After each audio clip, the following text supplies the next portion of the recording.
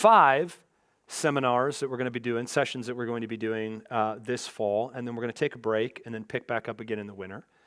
And the ones in the winter, as you know, are going to be basically addressing the secular creeds of today. And so it should be fairly fascinating. I'm trying to get one particular speaker to join us. That might or might not happen. We shall see. And if we do, it'll be, I think it'll be a well-attended night. But I'm not going to tell you who it is because then you'll expect something, and I like to underpromise and overdeliver. So welcome, welcome. We're going to be talking about science and knowledge. We're going to be discussing the relationship of Christianity and science. And so what I'll do tonight is I'll spend a little bit of time unpacking a bit of the interrelation between Christianity and science.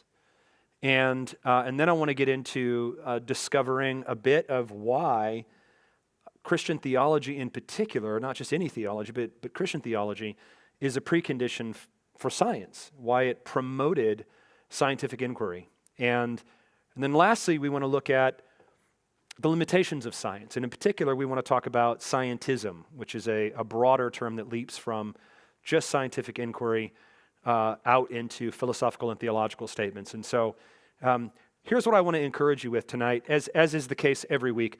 If there's something that I say that either doesn't make sense, which is more than likely going to happen, or something that I say that's a word that you're not familiar with and you'd like some clarity, feel free to stop me. Just raise your hand and I'm happy to slow down. This great thing about doing this is we can interact, and preaching would be a little weird, but still pretty exciting. I'd probably like it. But I'm thankful that we get to talk about this tonight. Let me pray very quickly and then we'll jump on in. Lord, thank you for your beautiful world. You are an amazing creator.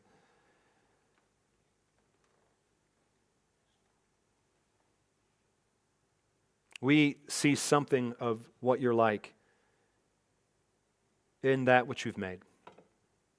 Your beauty, your power, your creativity.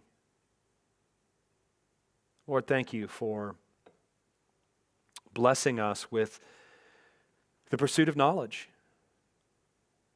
for giving us, as it were, a shovel in the garden and telling us to get to work, to get our hands plunged into the earth and to explore, to cultivate, to harness, to shape. And this is certainly true with science. Lord, I pray that you'd help us tonight to understand what it means for us as followers of Jesus to both appreciate the incredible blessings that have come through science and technology, but also, Lord, that we would be mindful and wise and careful where claims go beyond discovery and into theology. I pray, Lord, that we would be helped and therefore equipped to engage in conversations that folks might be having with us. And so bless us tonight with your presence. Help us to learn and help me to teach, I pray in Jesus' name. Amen. Amen. Well, come on in, have a seat, make yourself comfortable. As I said, we're going to be talking about creation, in particular, science and God's work in creation and what it means for us to be Christians and what it means for the church to both affirm science as a good, but also where the church stands as it relates to claims that seem to be scientifically oriented that may or may not agree with our faith. We're going to talk next week about evolution, and I pray that's a helpful conversation. I really do. And it may surprise you, some of the things that we'll talk about next week, but that's just bait so you'll come out. Maybe it won't surprise you at all and it'll be boring and anyway, you will have come because I tempted you. But we want to talk right now about the relationship between Christianity and science, and in particular, how there has been an interrelation between Christianity and science, and it has a very rich and at times a tumultuous history. And there have certainly been, in Christian history, points of tension.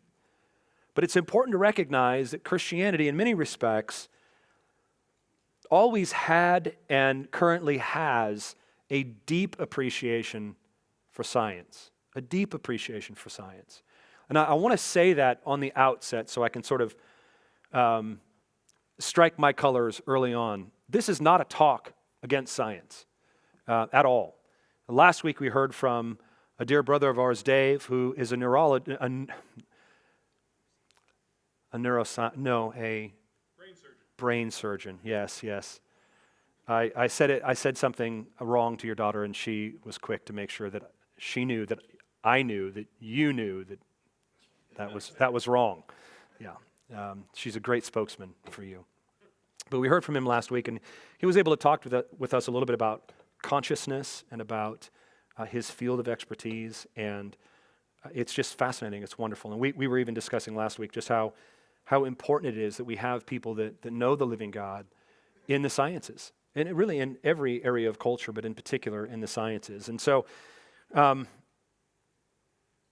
the reason why it's important for us to talk about this is because I think, and I'm going to make the argument, that without Christian theology, and this might feel like a stretch at first, but I hope my argument builds, that without Christian theology, in particular the God of the Bible that's revealed in Christianity, that science really makes no sense. And in many ways, Christianity was the impetus for scientific inquiry. And let me give you a few reasons why. The first reason would be that Christian theology teaches that the universe is created.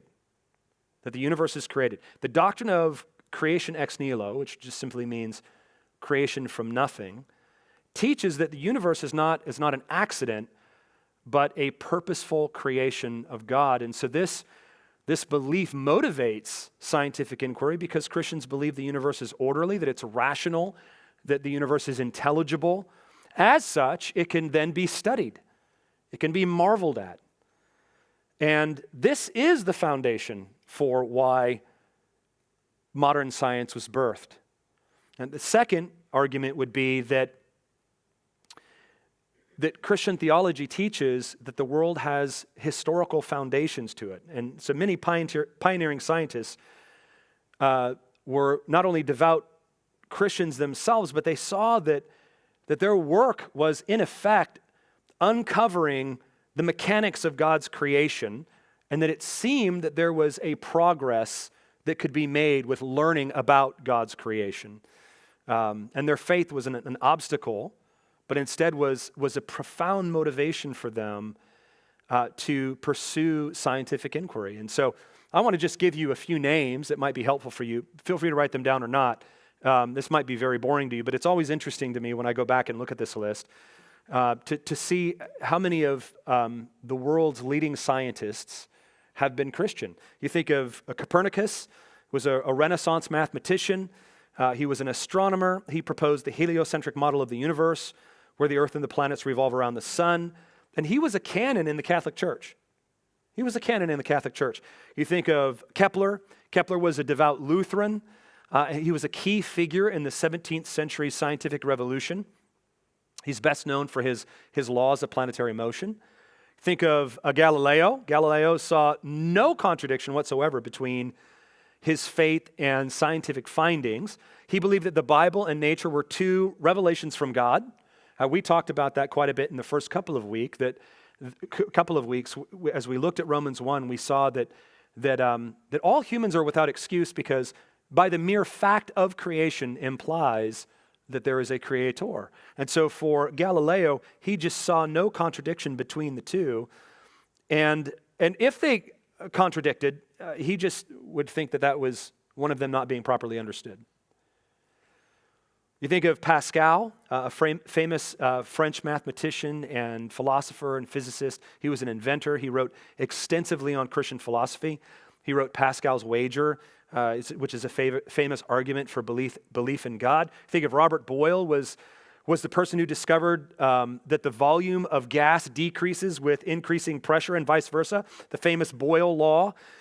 He was a leading scientist and intellectual of his day. He was a great proponent of the experimental method. And in fact, Boyle once said, and I love this quote, he says, "The vastness, beauty, and orderliness of the heavenly bodies, the excellent structure of animals and plants, and the other phenomena of nature justify a belief in an intelligent and unprejudiced observer to conclude that there is a supremely powerful, just, and good author of it all."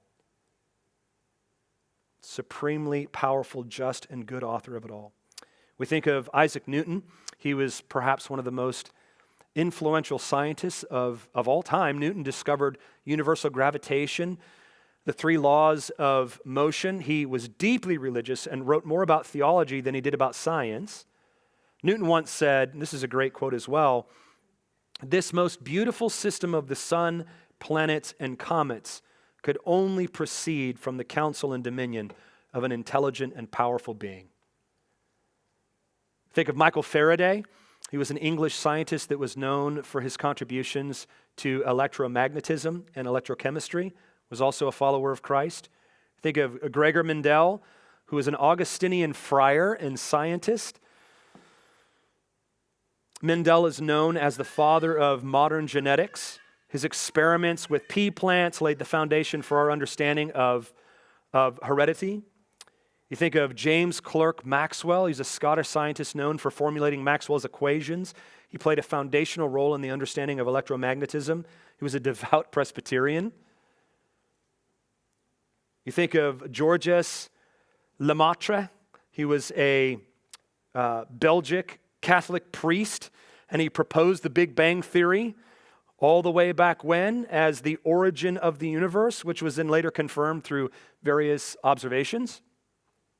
You think of St. Augustine, way, way back, an early Christian theologian and philosopher, and Augustine believed in integrating faith and reason, and he discussed the various natural phenomenon, and he warned, as he needed to in his time, he warned against literal interpretations of the Bible if it contradicted provable and observable fact. Now that might sound strange to us today because we're in a quite different situation, but you have to understand in his day that oftentimes they were given to perhaps more mysticism and not observable, provable facts. So he was essentially warning we shouldn't do that. If there's things that we can observe, things that we can conclude from observations, we should pay close attention to what they are. Augustine was no slouch theologically. He is perhaps one of the greatest theologians that's existed post the close of the New Testament canon. Think of Francis Collins, who's still alive today. He's a director of the Human Genome Project and a Christian. Collins wrote the book titled The Language of God, which is a great book, by the way. A scientist presents evidence for belief in God. And in it, he states that the God of the Bible is also the God of the genome. He can be worshiped in the cathedral or in the lab. He can be worshiped in the cathedral or in the lab. And even scientists that were not explicitly Christian had something to say about the existence of God as it relates to scientists. Think of Albert Einstein. He obviously had a very strange relationship with belief in God, but he said this, he says, the more I study science, the more I believe in God. The more I study science, the more I believe in God.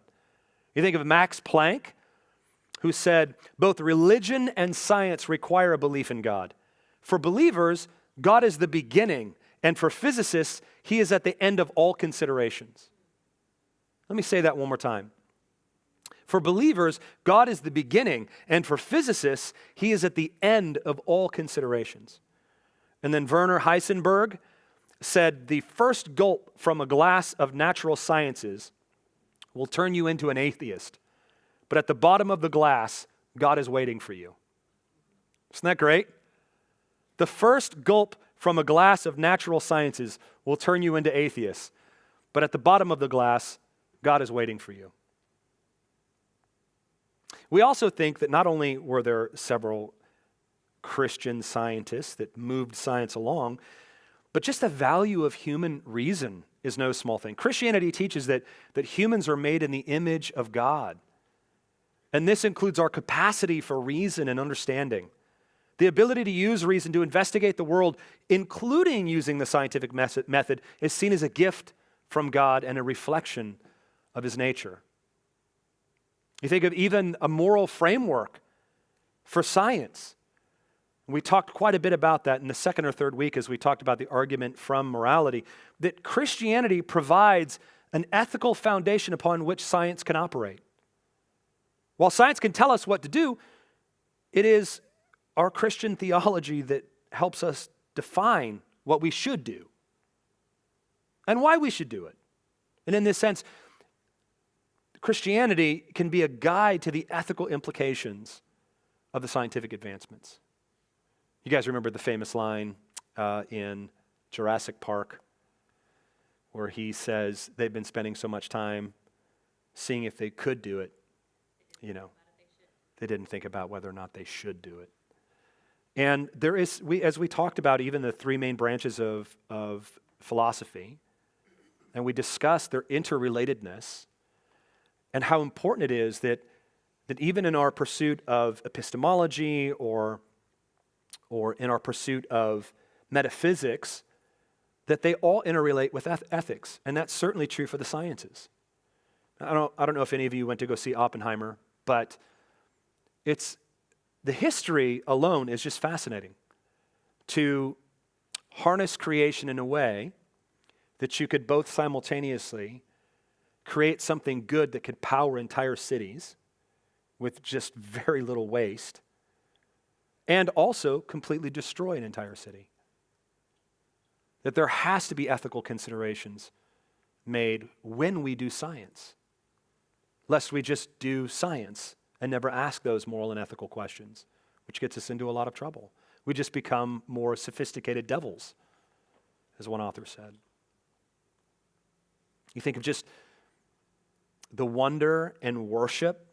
For many Christians, understanding the intricacies and vastness of the universe deepens their sense of wonder and worship. The more they learn about the cosmos, the more that's revealed about the cosmos, the more that they're in awe of their Creator. That is often true. In my time of being an atheist for many years, as you guys know, I didn't become a Christian until my late 20s. I was fascinated with science for a host of reasons, but what I found interesting, and it bears true today even, that the physicists are kind of the mystics of science. They're the ones that are increasing our awe and wonder in the cosmos. They really are searching to answer cosmological questions, which are metaphysical questions. And they're trying desperately to do it through science, and it is no wonder that so many physicists through history and even today become believers. Because they just reach an end of their inquiry and just have no answers and go, this is entirely too complex to offer simple answers.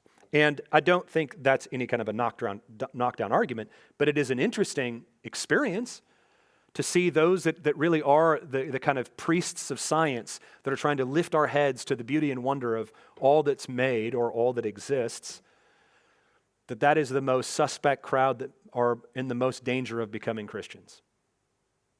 There's a great book, I can't remember the title of it, but it's just an account in the last 100 years of the physicists who entered their area of expertise, not Christians, many atheists, many agnostics who are now Christians.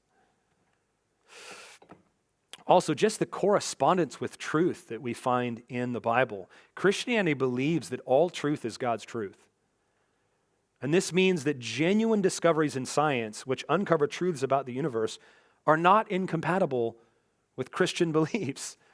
If there's a perceived conflict, it might be the result of an incompatible understanding, whether it's scientifically or theologically misunderstood. This is kind of Augustine's point and argument as well. You think of historical contributions from Christianity. Christian institutions, particularly during the Middle Ages, were pivotal in establishing universities and centers of learning where various scientific disciplines were nurtured and developed. That's not a small thing. That is not a small thing. All the most amazing schools began as either seminaries or further theological education or Christian centers of education along with liberal arts. You even just think about the healing mandate, that the Christian calling to heal the sick and to help the suffering has led to so very many advancements in medical science. Many hospitals, which we're going to look at in a minute, and charitable institutions were founded by Christian principles and Christian people. And of course, while there may have been at times some historical tensions, especially between more of the institutionalized religion and scientific communities, you can think of the whole Galileo affair. It's important to understand that these events need to be seen from a kind of broader appreciation and alignment between Christianity and science that exists even to this day, very much to this day. And I think it is because of Christianity, and I know that sounds like a stretch, but I don't think it is, that it's made science possible. The argument that Christianity made the emergence of modern science possible is not just a Christian pastor or theologian or Christian philosopher making this claim. It's just, it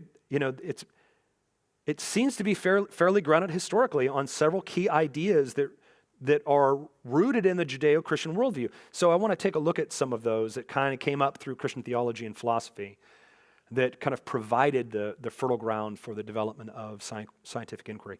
The first would be just a belief in a rational creator. A belief in a rational creator. Christianity posits that there is a God who made all things and he is rational, and his creation reflects reason and order. And this assumption provided in many ways a philosophical foundation for expecting nature to be orderly and intelligible.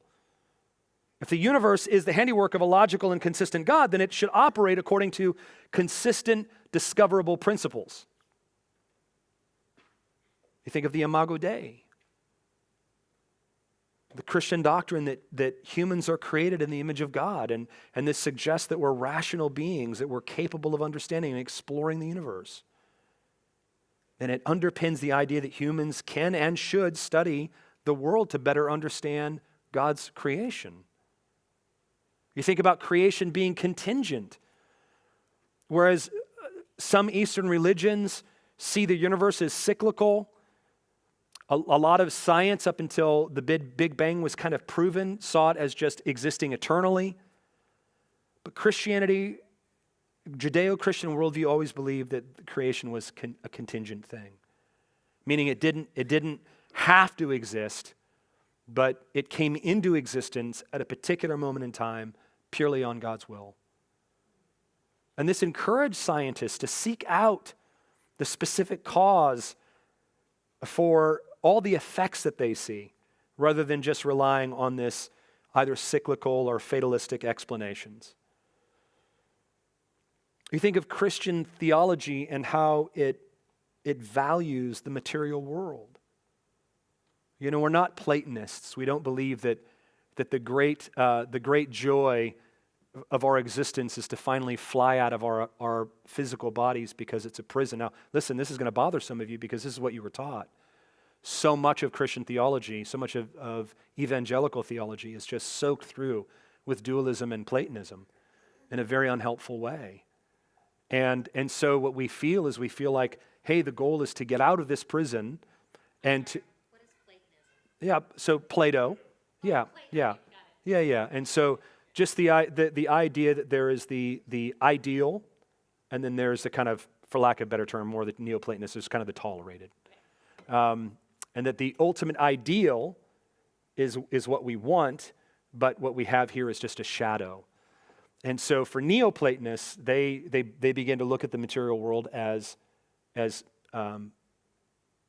negative, or for some of them, it was evil. So the goal was to get out of here. The goal was to escape the world. The goal was to escape our prison, which was our body.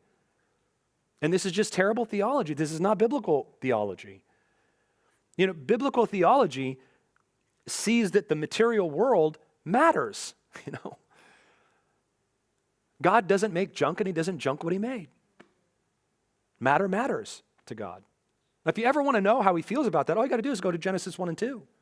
And then, the two bookends of the Bible are Genesis 1 and 2 and Revelation 21 and 22. And if you get those right, then you'll understand what's going on in the middle.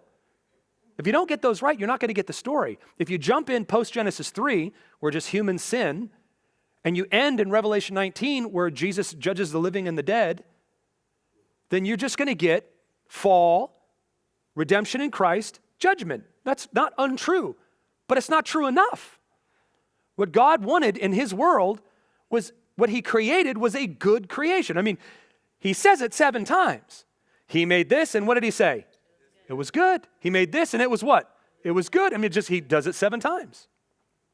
Why is he doing that? We're going to get into that next week, so it's just a bit of a teaser. But it was an argument against existing narratives that were circulating around the Israelites at that time that didn't believe that the material world was good. In particular, it didn't believe that humans were valuable. But God made a beautiful world. He created this beautiful world, and if you want to know what he wanted from his creation, you go to Genesis 1 and 2 and you take a look. That's what he wanted from his creation. And if you think, okay, well, that's been lost, Eden is lost, well, then you got to go to Revelation 21 and 22, because what happens? We don't fly out of our clothes to go to God.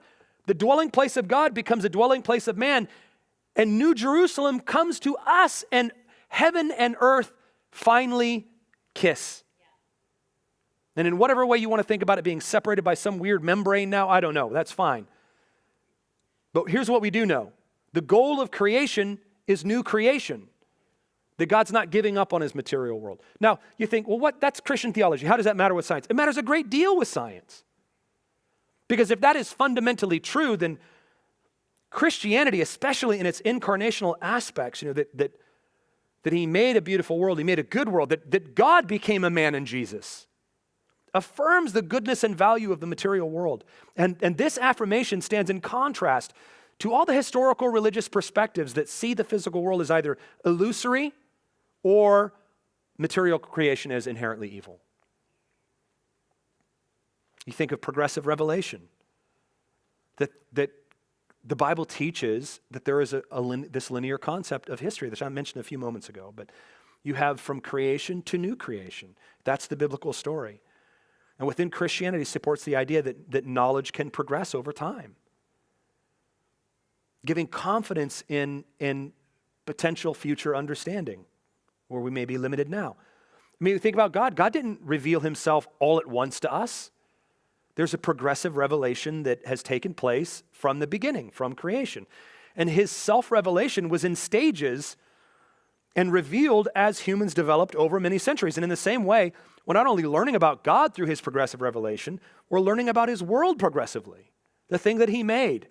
And this is a core belief of modern science. In fact, it is one of the hopes of modern science, that it is one of the defaults for a scientist, especially if they're more atheistic or a skeptic, to say, well, we don't know now, but we will one day. And so all questions can be answered by science. We just don't know it yet. You like people that got a swagger. You like that kind of confidence, right? You're like, one day that just goes to show you that they believe that knowledge can be known, that it's progressive, and one day we're going to discover something. That can only exist in a universe that is intelligible, that's reasonable, that's ordered, that we have confidence that we can progress in our knowledge. You think of our moral duty to study nature. Several early Christian thinkers saw studying the natural world was a form of worship. Discovering the intricacies of God's creation was a way to become closer to him and to appreciate his works. You think of theological foundation for science. A belief in a rational God who created an orderly universe provides this theological foundation for the scientific method. Scientists believe they were thinking God's thoughts after him when they studied the natural world. And it drove them. We've touched on this a little bit already, but the founding of universities, and in particular Oxford and Cambridge and University of Paris. These are institutions that became chief centers of scientific study. You think of the preservation of knowledge, which doesn't sound impressive, but it is quite impressive historically. Monasteries played a critical role in preserving ancient Greek and Roman scientific texts through the Dark Ages. You think of natural law, which is a Christian belief in a consistent and unchanging God that led to the expectation that the universe operates according to consistent and discoverable laws. You think of the dignity of work and the beauty of labor and inquiry. Christianity teaches that all work, including manual labor, has inherent dignity and value in it. And that helped elevate the status of experimental science, which often involved manual experiments and observations. It wasn't just the priestly work, where guys sat around and had soft talks with tea and talked theology all day long. There were people getting their hands in the dirt. You think of just even the commitment to truth. Christianity's core commitment to truth, based on the belief that God himself is truth. And this undergirded a persistent quest for knowledge, including scientific knowledge, that true things can be known. which we all take for granted today. And then you just think of like how Christianity has not only been the impetus for so much of our scientific discoveries and advancements, but you just think about the net result. Anybody here work in healthcare? Maybe a nurse or a doctor or anything like that? We know one. Is it nobody else? Oh, yes? Did I see a hand go up? No? All right. Just raise it anyway. I don't care. You think of Christianity's contribution even to modern healthcare, not just science, but applied science. Think of the founding of hospitals, that the very idea of the hospital was a Christian innovation. Did you know that? In the late Roman Empire, as plagues hit the city, it was the Christians who stayed behind to care for the sick, while many Romans just fled. There's story after story, if you ever want to read any of Rodney Stark's work. He's a great sociologist, he's not a Christian. But he has one book called The Rise of Christianity. It's a fantastic book, and he talks about the scandalous work of Christians, which, Rome was not dissimilar to New York 50 years ago, where it was sort of separated by boroughs, little neighborhoods. And so what would happen is you'd have a family member that lived in the city, and the density in Rome is unbelievable. I mean, unbelievable. Very urban dense. But you'd have somebody from that particular borough, that particular quarter, they would go back to see their family. They'd catch a disease, they'd bring it back.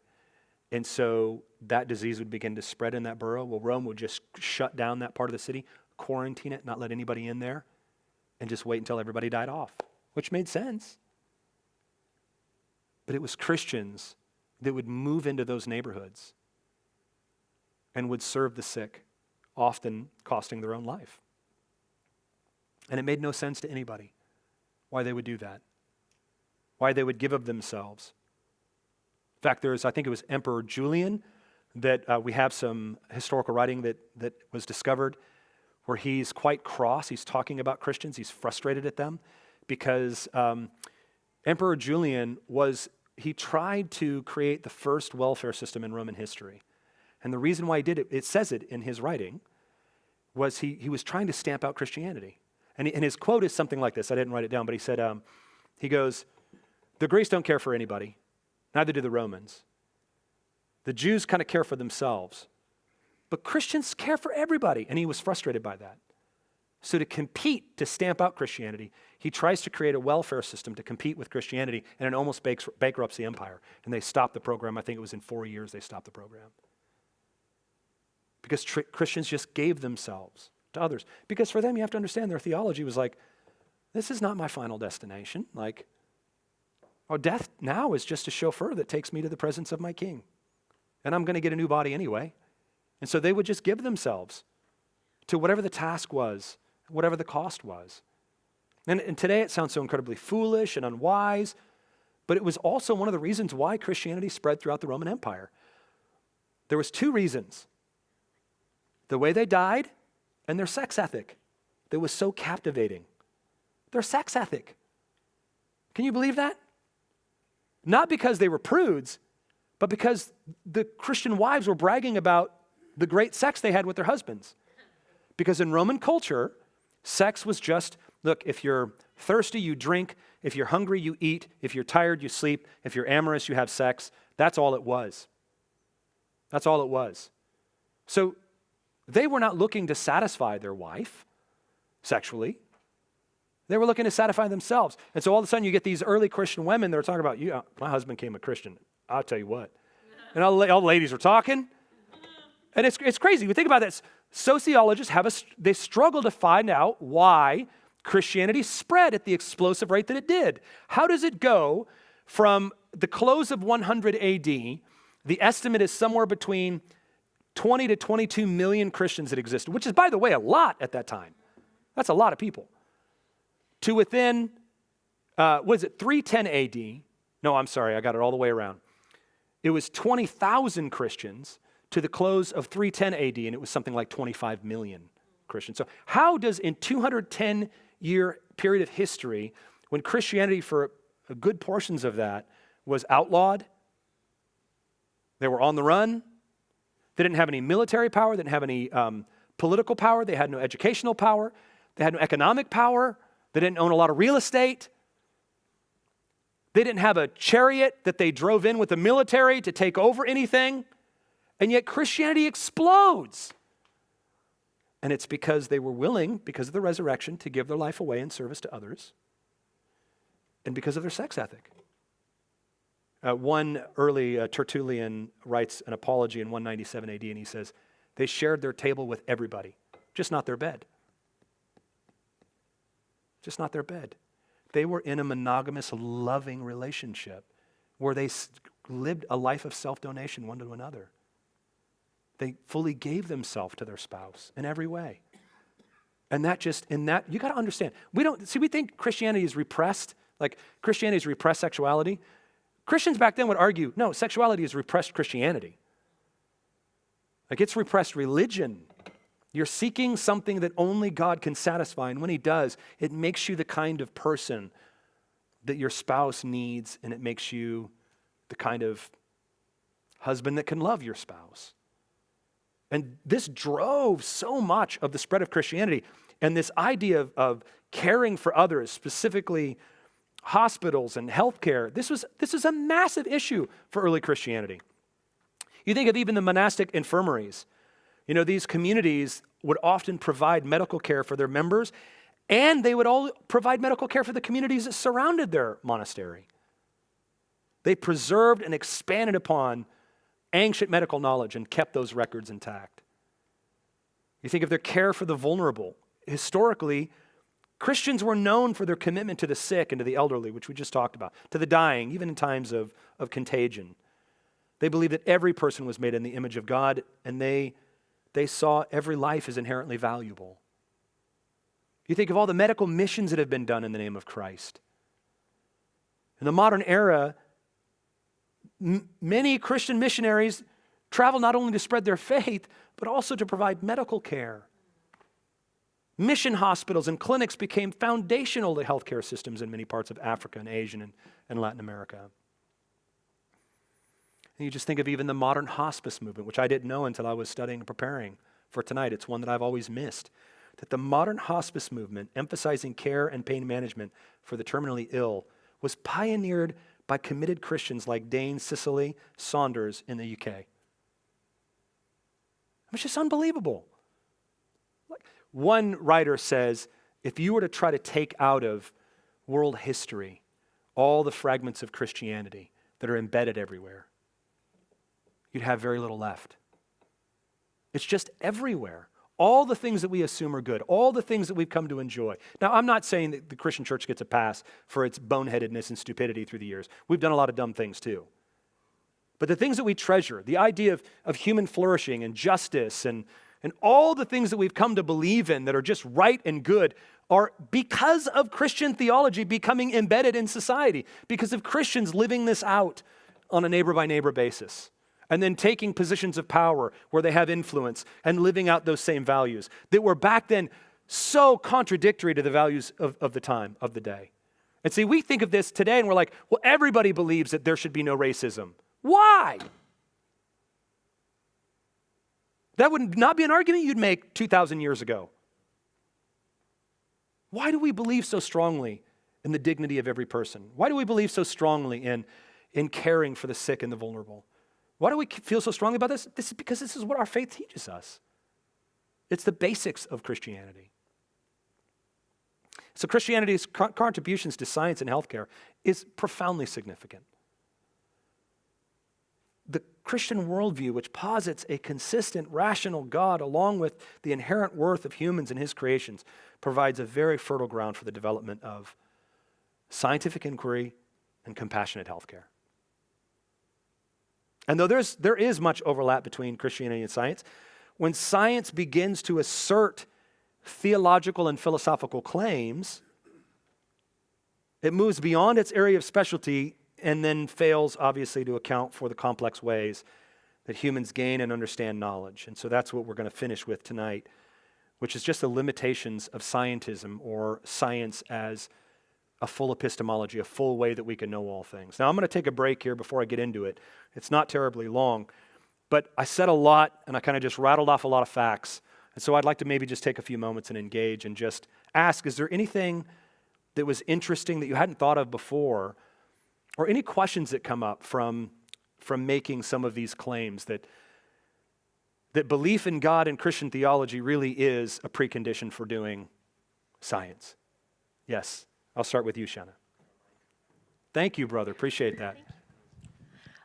What popped into my head was around what time did we so forcibly begin to shove God out of all of these notions? Like the separation of God from these types of foundational things like science has become such a big deal now. Yep. So like people have forgotten or refused to believe that a lot of these things, a lot of these notions, a lot of these institutions were founded in Christianity and in theology. Yeah, I mean, there certainly is some historical movements that have taken place. I think the Enlightenment was a big deal. The Renaissance and the Enlightenment were a big deal.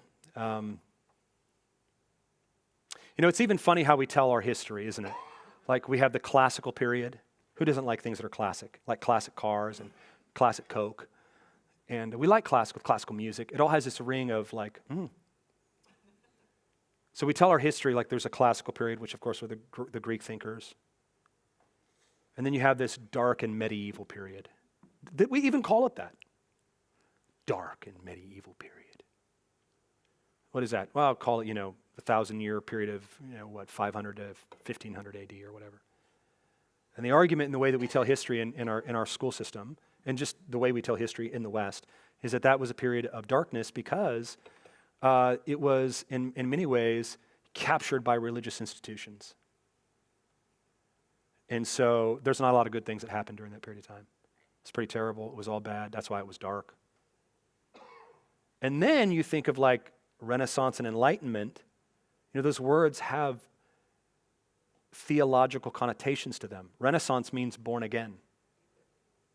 Knowledge, born again. Enlightenment, to bring light. And so there was a period there where, so let me critique the church first, and then we can talk about maybe broader culture. The church, in its desire to be respected by a growing constituency that there were probably non-Christian philosophers, instead of God being the basis of their philosophy and kind of theology being the queen and philosophy being a servant to the queen, things flipped. And suddenly philosophy became the queen and theology just became a servant to the queen. And it was in large part because some of the theologians during that period of time were so desperate to be respected by non-Christian philosophers. There's other factors that were going on as well. This is a terribly reductionistic way of telling the story.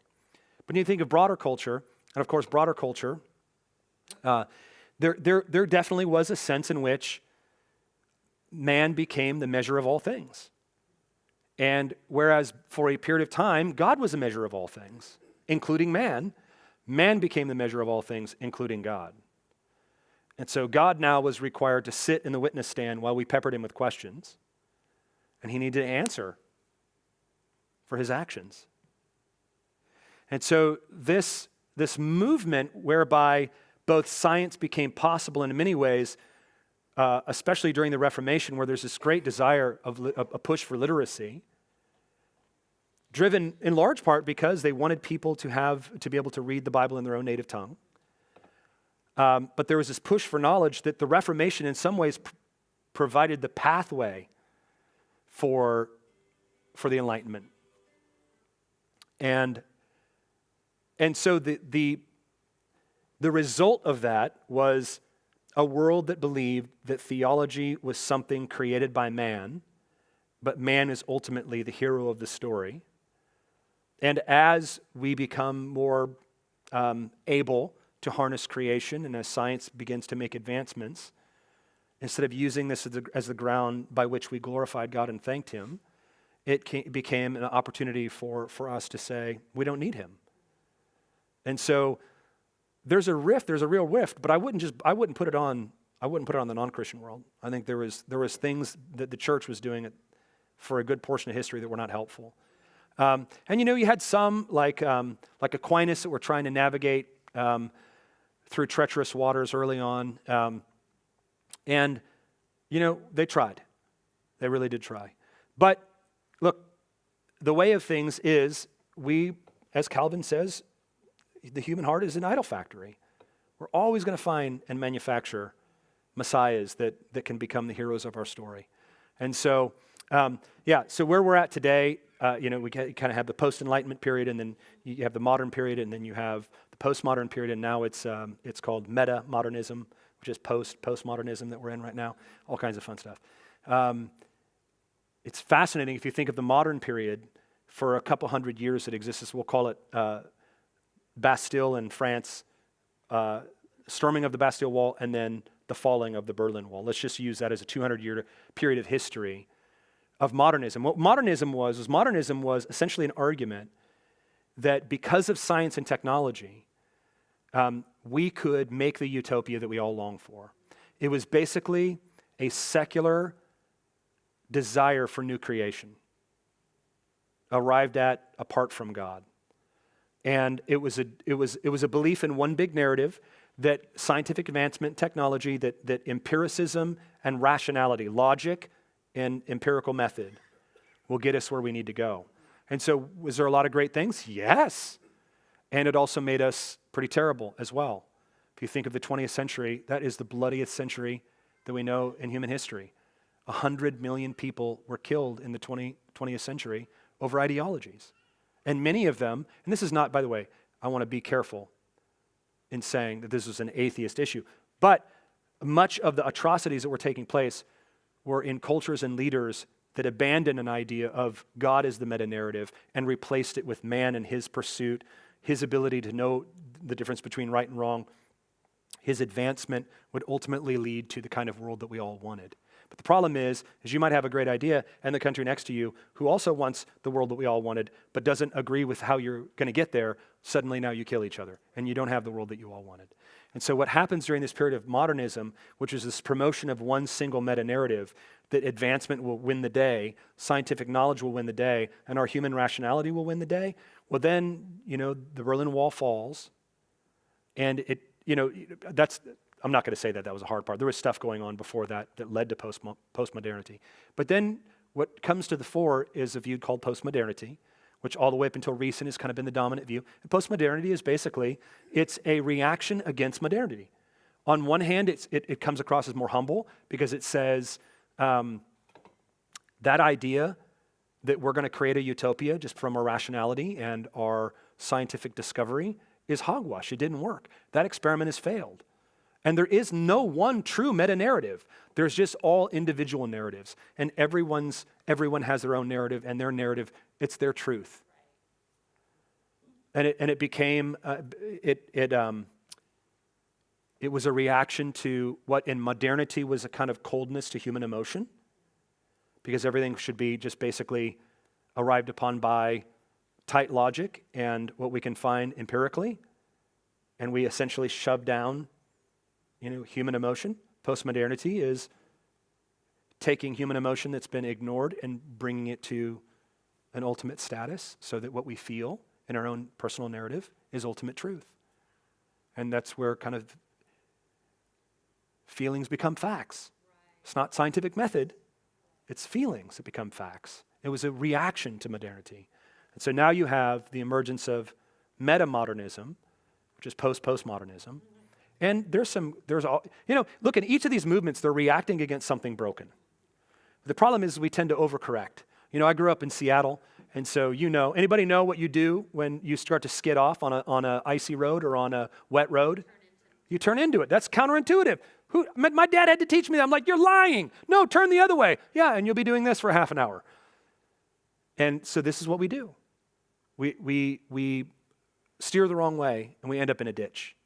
And we keep doing this as a society when we remove God as the foundation for who we are, what we know about ourselves, our love for the world, our love for others, suddenly gets replaced for human achievement.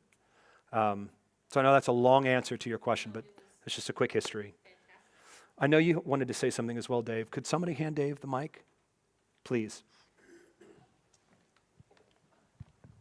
I just wanted to contrast what you said about hospice, where you value the dignity and the worth of a human, and there's family support, there's pain management, and counseling for the entire Yeah. group, versus the modern counterfeit, which is assisted suicide, putting you down like a horse with a broken leg.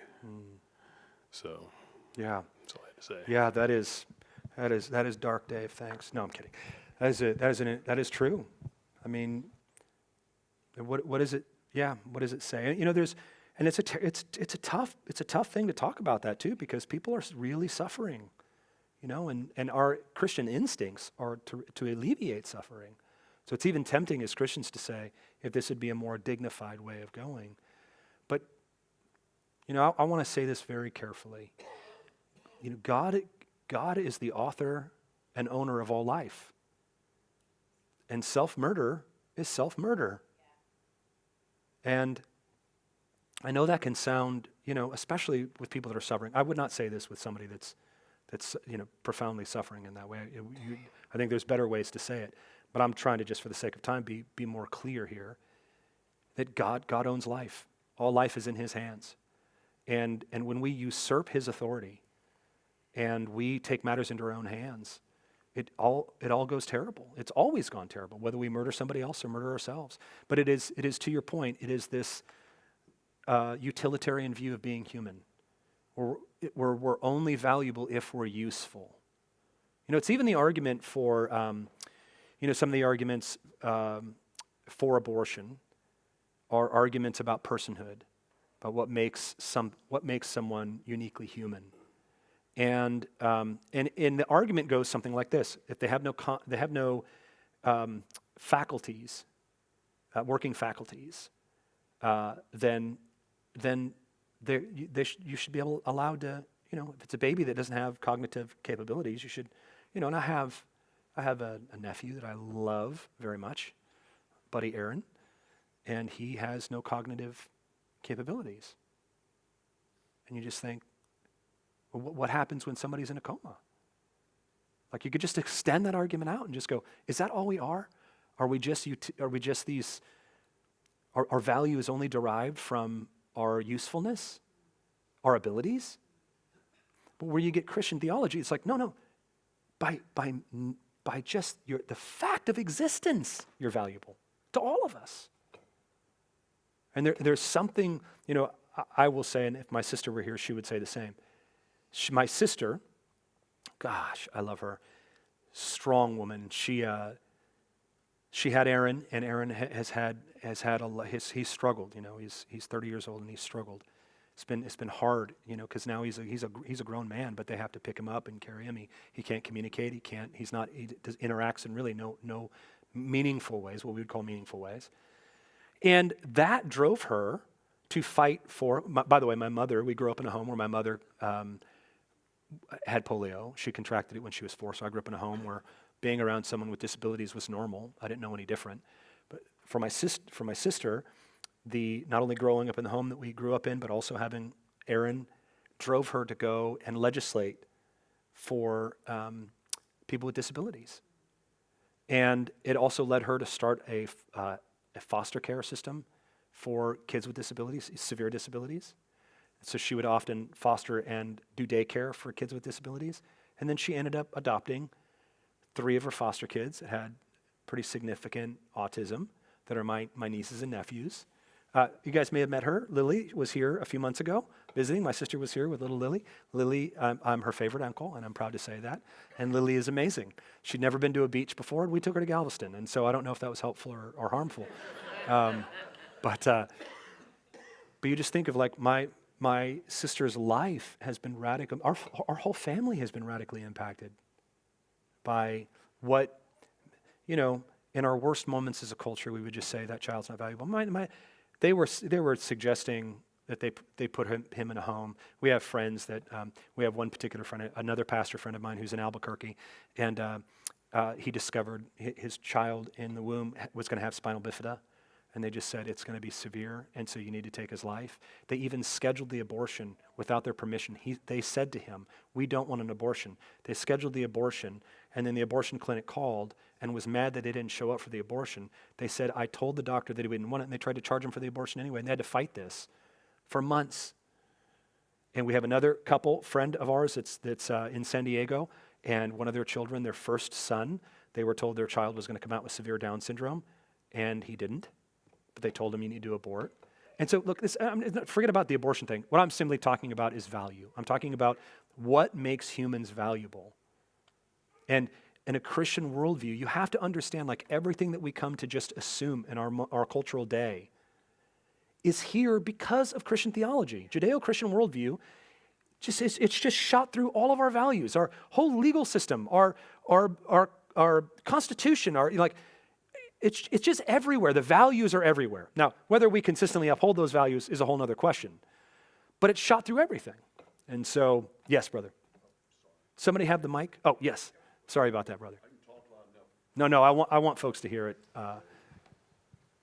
Sorry, I didn't mean to interrupt. Not at all. In answer, in my lifetime, I think one of the biggest things is when they took God out of the schools.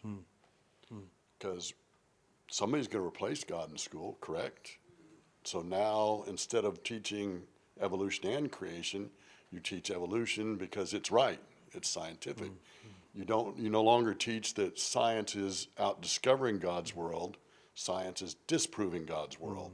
And we've been that way for 60 years in the greater United States, and Texas less, because we kind of went like this to the Supreme Court. Well, we're not there anymore, but in some of the very rural school districts, they're still.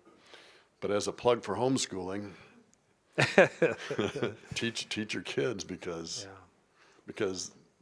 they're going to teach them something different in public school. Yeah, it is. It is. I know there's all kinds of views of public school and whatnot, but what to your point, what we're seeing is the effect of a culture that, for the first time in human history, one philosopher says, and he said this probably 15, 20 years ago, says, for the first time in human history, we don't know why we're here. Right. We genuinely don't know why we're here. And so what we're seeing as a culture is we're just lurching to try to find meaning, and we're trying to find it in all the wrong ways. And it is literally killing us. I mean, guys, if you just watch suicide rates, if you watch the increase of antidepressants and people that are clinically diagnosed with some form of emotional malady, but not just that, quotients of happiness when surveys are done, people with feelings of despair, all up. Why is that? Because ideas have consequences. The things that we believe will manifest themselves in our life. And look, none of these, I want to be very careful and say, none of these are like the proof that God exists. I'm just telling you like the effects of a culture that isn't animated by a story that they believe is true and trustworthy, and that doesn't root them in a drama that's greater than the one that they write for themselves. And we're all trying to write our own story. And so we're living in a day of incredible self-obsession, profound self-indulgence. And you just go, you go, why? And I don't want to be that old guy that just goes, well, you dang kids, kind of thing, because that's just easy to do. And you know what? My parents did it to me. So, we've been doing this every generation. But there is something about being a lost generation of people that don't know why they exist in the world, that really don't have a narrative that binds them to something bigger than just either a weird form of nihilism or, I don't know. We'll get into this in our spring sessions as we talk about what it means to be human. We'll talk quite a bit about meaning and things like that, but for the sake of tonight, if you guys are cool, I'm gonna keep hustling. So I just wanna close with this, which is basically, it's not so much a warning, but more of an observation that as much as we should appreciate science, and we do, and as much as we applaud scientific inquiry and advancement, and we do, that we have to conclude that science has limitations. There's just certain things that science can't tell us, and that's okay. There's certain things as a pastor I can't say about science, and that's okay. It should be that way. Like, I know very little about very few things. And the older you get, the more you realize that. The more you realize, gosh, like, when I was in my 30s, I thought I knew a whole bunch. The older I get, I'm an idiot. Like, I don't know. How did I miss that? Did they teach that in school? Did my parents do? Did I skip that class? Like, you just realize your field of view and your, what you contain as all knowledge is just really, really small. It's a fraction of a fraction of a fraction of a percent. But scientism, which is what I'm talking about, not just science, but moving beyond science into what's called scientism, it's a belief that there is this universal applicability of the scientific method that can be employed. And that approach, that idea of that empirical science constitutes the most authoritative worldview or the most valuable part of human learning, ends up excluding other ways of knowing. And even though the scientific method is incredibly powerful in helping us understand and manipulate the natural world, it has very many limitations, many limitations. And maybe you've heard it like this. Maybe you've heard something to the effect of like, I certainly said this quite a bit. I don't believe in God because it can't be proven. He can't be proven. His existence can't be proven, therefore I won't believe in him. If he can't be proven scientifically, then there is no evidence for the existence of God. Have you heard something like that? Yeah. That's quite a popular, we're still making that argument. It's funny because my background is in philosophy, or I love philosophy, and that was an argument that a group called the logical positivists were espousing for a period of time, and it got shot down in secular academic philosophy departments because it was just so arrogant to say that. To say the logical positivists would claim that the only thing worth knowing is that which can be empirically proven. That is the only truth. Everything else is speculation and conjecture. That the only thing worth knowing is what can be learned through empirical knowledge. And it grew in popularity, but it burned out quick. It burned out very quick. And the reason why is philosophers came along and just said, well, that's an incredibly arrogant epistemology, to assume that humans are not more complex than that, and that we don't come to knowledge in different ways than just the empirical method. So I'm gonna make a few arguments for why I think scientism is not helpful. Scientism cannot answer existential and moral questions. And it seems like we're hardwired to ask those questions. Why are we here? Why do we exist? What is the good and the right? Science is equipped to tell us how things are, but not why they are. Questions about purpose and meaning and beauty and morality, that is beyond the scope of science. For example, biology can explain the mechanics of how we might love, but it doesn't tell us why we should love or what it is and what it might mean to us. Additionally, scientism can't really answer the experience of, and Dave spoke about this last week, subjectivity and consciousness. The subjective experience is notoriously difficult for objective methods to fully grasp. And while neuroscience can map where feelings might occur in the brain, the personal experience of those feelings is something science is still trying to understand. Is that an amen, Dave? Yes. Scientism is not helpful to answer philosophical presuppositions or assumptions. Science operates under certain assumptions, operates under the laws of logic, the uniformity of nature, but it can't justify these assumptions from within its own framework. For example, believing in the reliability of our cognitive faculties to grasp truth is a philosophical stance, not a scientific one. Scientism rejects metaphysics. Scientism dismisses metaphysical statements as meaningless. I mean, the popular new atheists, Richard Dawkins is one of them, that just says philosophy is dead. It's not needed anymore. Which is a philosophical statement. He didn't get that in the lab. He made a philosophical assertion that should be proven, and he can't prove it. If philosophy is dead, then why make a philosophical statement that you can't prove? Because that's how we live. That's how we exist.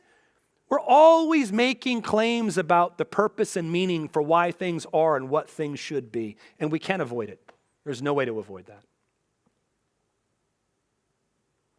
Scientism rejects metaphysics. Scientism has trouble with history. I mean, the scientific method emphasizes repeatability, but historical events are by nature usually unrepeatable. They happened once in history and can't be repeated again. Why does this matter? Okay, so a conversation might go something like this. You're talking to somebody and they're like, well, I don't believe in God because, science has disproven God's existence, which is a whole philosophical problem there. But let's just say seems to be no scientific proof for his existence. Okay, well, great. Do you think there's other ways of knowing? Yeah, there might be. All right. So what do you believe about history? What's history's role in our knowing? Well, I think it's important. Yeah, it is important. I mean, because you learn history in school, and you do all kinds of things based on history. Is it possible that you can learn true things based on history? I mean, were you there when Abraham Lincoln was executed? Was not executed, he was assassinated. Were you there? No. Do you believe it? Yes. Why do you believe it? Because there were witnesses. So historical verifiability by way of witnesses and accounts. That they should be similar, that there should maybe be more than one account, although that isn't always the case of something not being true. Just because there's one account of it, there might have been one person that saw it. But you believe that it's possible to know something based on what we learn in history. We all do. And the answer, of course, is yes. Okay, so what do you do with the historical records of the existence of Jesus? There are eyewitness accounts. There were many of them. They were written down. What do you do with that? Well, it's an extraordinary claim, therefore it needs extraordinary evidence. Really? There's a lot of things that have happened through history that are extraordinary. Things that no one would believe unless people witnessed it. Right. I mean, I wouldn't even venture a guess on how many. Unrepeatable, incredible things that no one would believe unless there were witnesses who saw it as eyewitnesses and then reported it.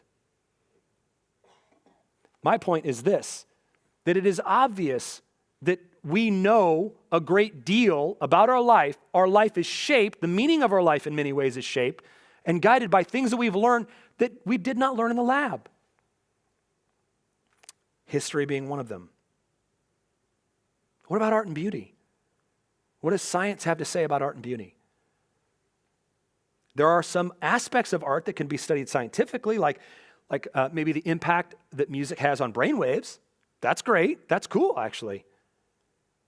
But the intrinsic value, the beauty itself, is a personal interpretation and experience of art that is outside of the domain of empirical science. And just the limits of empirical evidence. Not everything that's real or valuable is empirically verified. Abstract entities like numbers, moral values, even certain historical truths are just simply accepted and understood without empirical evidence. Also, think about just our belief that logic exists. Logic is used by science, and so is mathematics, but science presupposes logic in mathematics. Science can't prove it. Does that make sense? The laws of logic are what? They're immaterial. They're binding upon all humans. And they seem to be eternal. Something can't be this and not this at the same time. The law of non-contradiction. So we use logic all the time. but it is an immaterial thing that we discover on some level and that we use together as humans, and science can't account for an immaterial, eternal law that binds all people together. That starts to suspiciously sound like a God, doesn't it? An eternal, self-existent, immaterial thing that binds, that everyone's obligated to refer to. It's the same with mathematics. You know, science uses logic. It's derived from empirical observations. Logic is not derived from empirical observation. It's axiomatic in its principles. In a sense, science presupposes it because scientists use logic to structure their arguments and to infer conclusions. But mathematics likewise begin with a set of axioms. They're just basic assumptions, and then they use logical deduction to derive theorems and other results. Mathematical truths are determined internally based on these axioms and logical processes and are not physical properties to be observed. Theorems in mathematics are often true by their logical structure and by the axioms upon which they're based, whereas a scientific theory cannot be tested. A scientific theory that cannot be tested is typically considered to be invalid within the scientific method. We use mathematical formulas axiomatically, and we can't prove them, but the results are a kind of proof for them. That is not the case for science. Have I confused you yet? All right. Circular reasoning. If we were to argue that only science can lead us to true knowledge, which is a kind of argument of scientism, then that would be caught in a kind of circular argument because that very claim isn't a scientific one and it can't be proven through the empirical method. If you say, what I argued the logical positivists were saying, that the only thing worth knowing is what we know through science, then you've just shot yourself in the foot. And then lastly, reductionism. There's just this danger in reducing complex entities or experiences to just their constituent parts. For instance, you might be able to describe the chemical components of painting. This reductionistic description will miss entirely the beauty of the painting and the meaning of the painting. That is just not something that you arrive at through the scientific method. And so, look, science is a very potent tool for understanding our world, and these limitations just emphasize the importance of incorporating other disciplines, including philosophy and art and theology and the humanities, to achieve knowledge, a holistic understanding of our existence and of the meaning of our experiences. So, when someone says to you, the only thing worth knowing is what can be proven in the lab, I'm saying this with all sincerity, and this is the unsanctified version of me. I actually feel bad for them because no one can live that consistently. How do you look your beloved in the eye and say, I'm only experiencing chemical reactions? Oh, you sexy hunk. So attractive. We wouldn't do it. Love and art and meaning and beauty and metaphysical questions and logic and mathematics and history. These are not scientific questions. And therefore, when science goes beyond its scope, it's asserting and assuming way too much.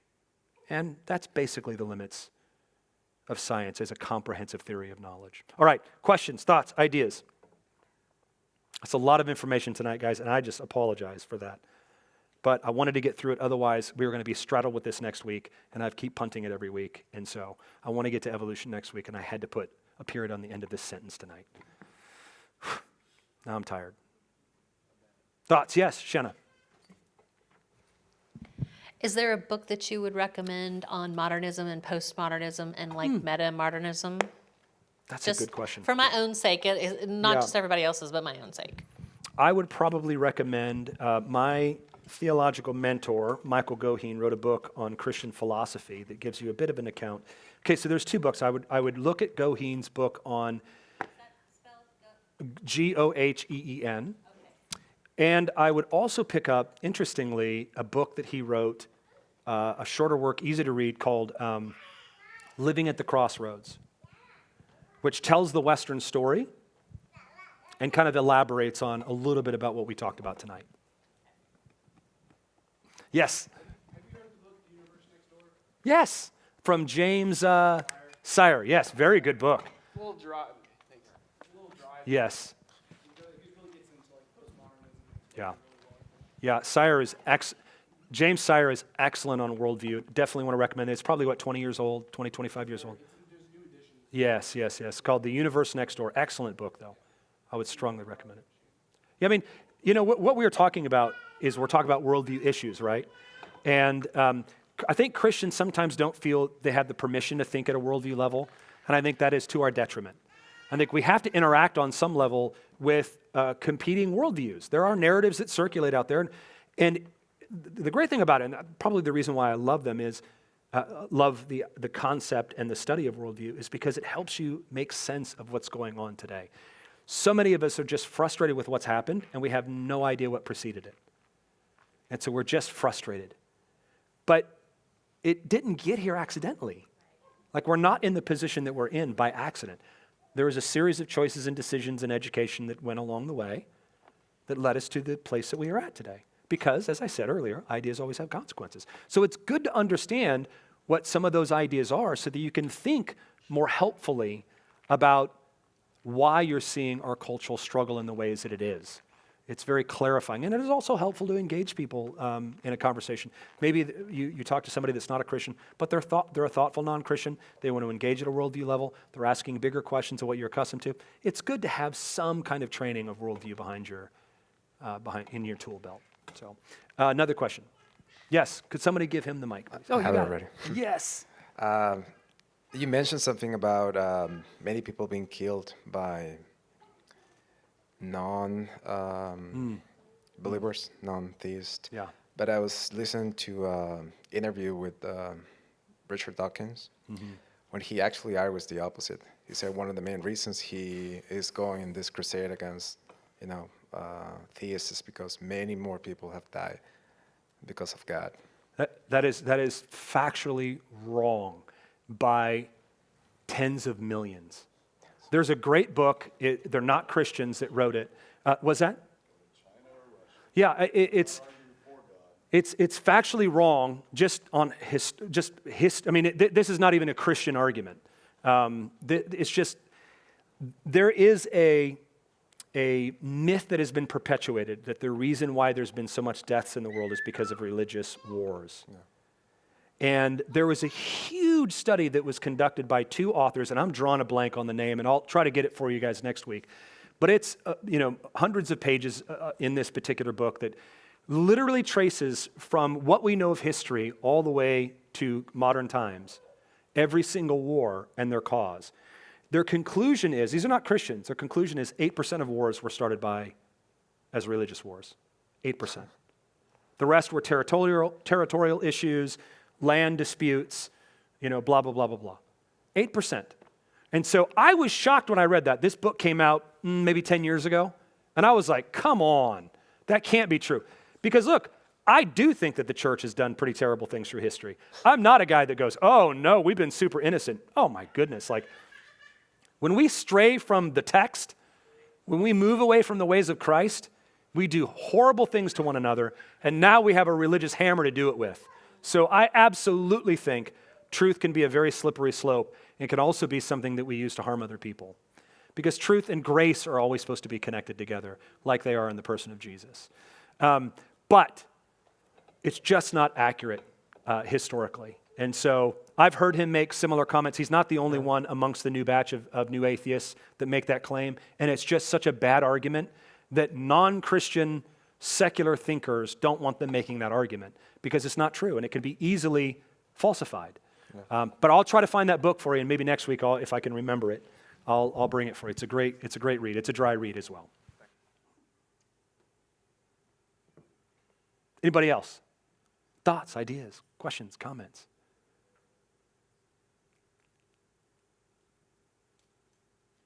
Okay, anything you learned tonight? Tell me one thing you learned tonight. Just throw me a bone here, folks. One thing. What did you learn? One thing tonight that you didn't know before you came in tonight. 8% of wars. Oh, you know what?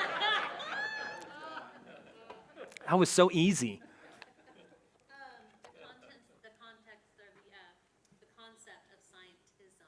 I never understood that was a Yeah, it might be framed in different language. Like sometimes you'll hear scientific naturalism, but scientism is not only being debunked and refuted by Christian theologians and philosophers, it's also being debunked by secular academic philosophers. Because, as I said, it's just an arrogant claim to knowledge. And so it is, it's a convenient argument. Like, isn't it though? Like, if it's true, I mean, you know. When you break it down, you're right, it moves into absurdity. Yeah, I mean, William Lane Craig is probably one of the better debaters on that particular issue. And he really takes it to task pretty consistently. So whenever he's arguing against atheists, in some form, scientism will come up. And there's some clips online that you can watch him just eviscerating the argument, not the person, but the argument, because it's a bad argument. It's a bad assertion to say that's the only truth worth knowing, and it's the only thing that is true. We don't live that way, but it's cute to say it. Yeah. Yes, yay. Okay, got two. Hello. Hello.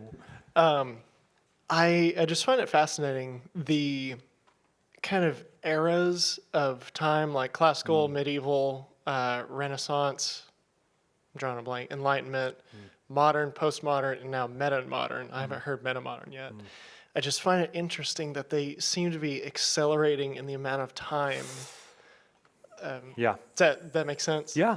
You know, I think it's every 2.5 years. This was probably a 12-year-old quote. Every 2.5 years, the amount of information we have access to doubles. And so that is unbelievable if you think of like history and how long it took to learn something.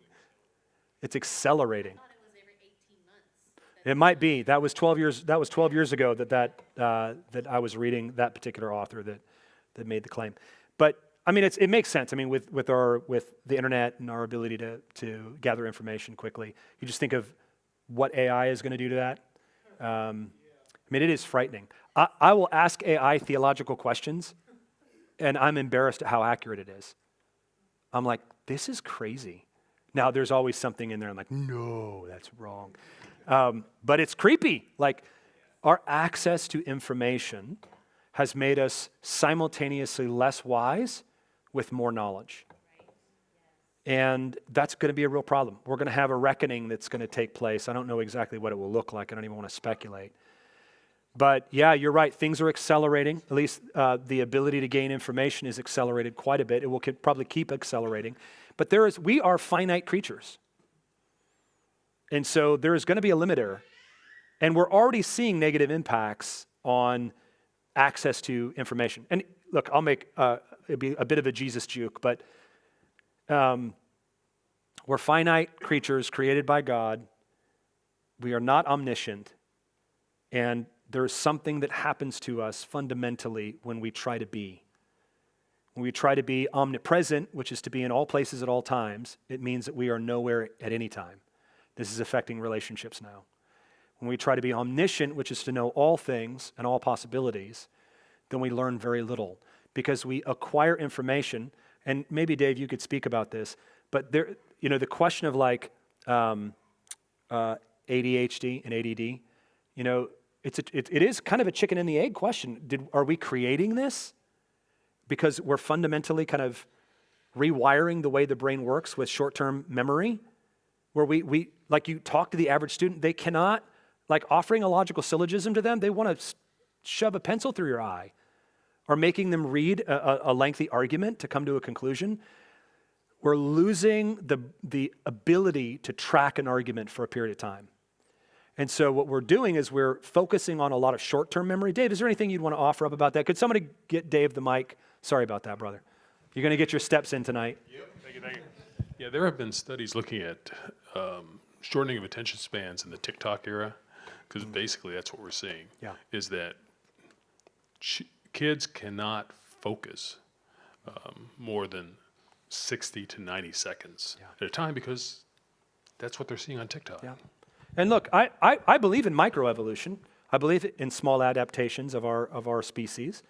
And so I believe that there are ways that we can fundamentally kind of affect and impact the way our body, the way we physiologically operate. And when we're giving kids screens at 2 years old, and they're just, filled with all kinds of flashing. I mean, and I don't know if you guys have watched any of the shows. I can't remember the name of it. It came out a couple of years ago. It was folks from YouTube and Facebook and one other online tech company, and they basically were making an argument. You need to get rid of your devices. Like, you need to get rid of don't let your kids have devices. These are people that promoted it, that created it, and now are kind of like Oppenheimer, we have become the destroyer of the mind. Is basically what they're saying is this has deleterious impact on humans. And it's affecting our ability to interact, as I've already said. It's affecting our ability to learn and to properly store information. Long-term information is being radically impacted. Why? Because we're primarily focusing, as Dave said, on just short-term flashes in memory, and it's got to be exciting to kind of keep our attention. That is not good for us.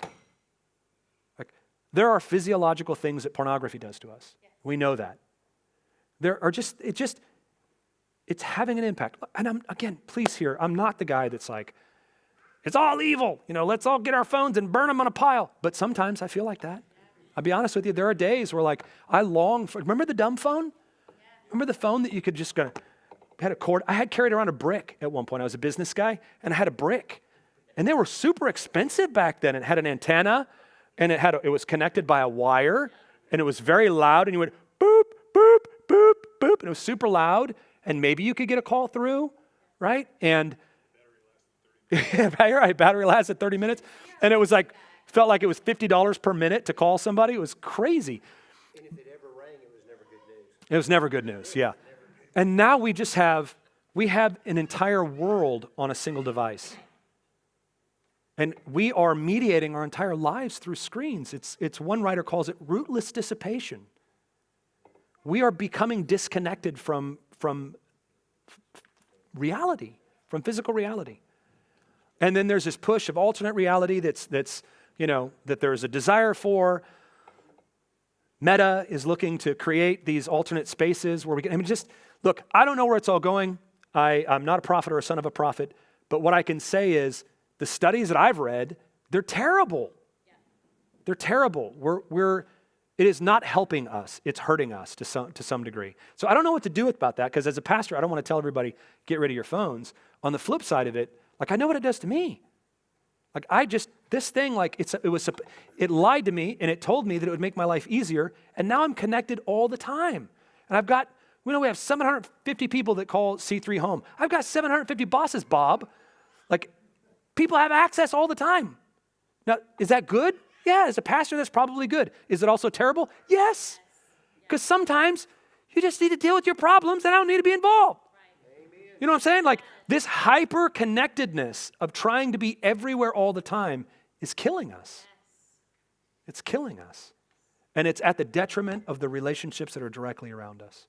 And we used to live in small villages. And we were barely able to contain all the complexity of suffering and loss and joys and triumphs that happened even in that small village. Now we know everything that's going on all around the world all the time. How many of you do you guys even read the news now? You get it on Twitter. Why am I waiting for an article to come out in 2 days for something that I can find on Twitter instantaneously? It's a bizarre world, and I don't know what to do with it. But here's what I do think. I think, and it's 8:29, so I have about 30 seconds to say this. I think one of you need to study technology and help us come up with a theology of technology, a proper and appropriate use for technology in a world that is fractured and fragmented and rootless, a world that is lurching, is experiencing a kind of pain that is very odd and very strange to watch. And the older you get, the more you see these movements, and as you were saying earlier, the more accelerated they seem to be. These big shifts in culture are happening. It used to take 150 years for an idea to kind of get worked out at a ground level. And now those things take all about 5 to 7 years now, culturally. So I don't know what to do with it, and I'm sorry to leave on such a depressing note, but God bless you. Let me pray. Yes, one last. My husband has a dumb phone. Yo! Anyone is interested, he can give you the sales pitch. All hail the dumb phone. I have a friend of mine that just got one as well, and I'm quite jealous. Quite jealous. All right, thank you guys so much for coming out. Next week is evolution. Should be fun. Come with your questions, because I'm gonna make Dave and others answer them. Okay, let me pray. God, thank you for your goodness and your grace, and even as we began tonight by just thanking you for a beautiful world that you've made. Lord, you really are amazing. We're grateful for all that you are. Lord, we often pray for needs and things. Sometimes we just need to thank you for being you. You're beautiful and amazing and majestic and glorious and good and kind. You're patient and gracious to us. You're long-suffering. And Lord, we love you. Thank you for letting us talk about you tonight, talk about your world tonight. I pray that our feather bed pillow that we would fall in this evening is to know that you claim every inch of creation as yours, and therefore we can rest. We pray this all in Jesus' name. Amen. Amen. See you guys.